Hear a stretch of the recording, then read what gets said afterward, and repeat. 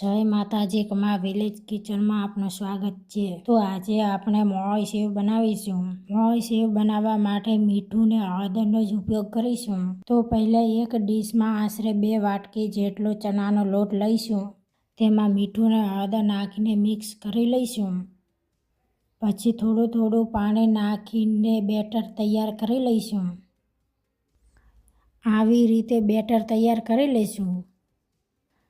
તેમજ તીખી સેવ બનાવવા માટે જેમાં મીઠું, હળદર, લાલ મરચું ને લસણનો ઉપયોગ કરીશું। તો પહેલાં એક ડીશમાં આશરે 2 વાટકી જેટલો ચણાનો લોટ લઈ લેશું। પછી તેમાં મીઠું, હળદર, લાલ મરચું, લસણ નાખીને મિક્સ કરી લઈશું। પછી તેમાં થોડું પાણી ઉમેરીને બેટર આ રીતે તૈયાર કરી લઈશું। પછી એક કઢાઈમાં આ રીતે તેલ ગરમ થવા મૂકીશું। જ્યાં સુધી તેલ ગરમ થાય ત્યાં સુધી સેવ બનાવવા સંચો તૈયાર કરી લઈશું।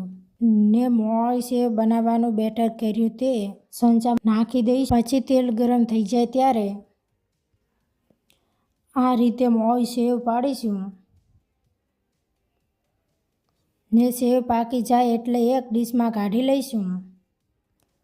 તો આ રીતે મોળી સેવ બનીને તૈયાર થઈ જશે। ને સાથે તીખી સેવ બનાવવાનું બેટર તૈયાર કરી લઈશું।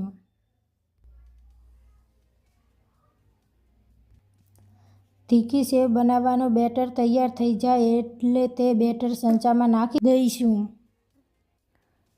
પછી તે ગરમ તેલમાં આ રીતે તીખી સેવ પાડીશું। ને તીખી સેવ પાકી જાય એટલે એક ડીશમાં કાઢી લઈશું। તો આવી રીતે મોળી સેવ અને તીખી સેવ બંને રીતે સેવો બનીને તૈયાર થઈ જશે। તો આવી નવી રેસીપી જોવા માટે અમારી ચેનલને લાઇક, શેર અને સબસ્ક્રાઈબ કરવાનું ભૂલશો નહીં।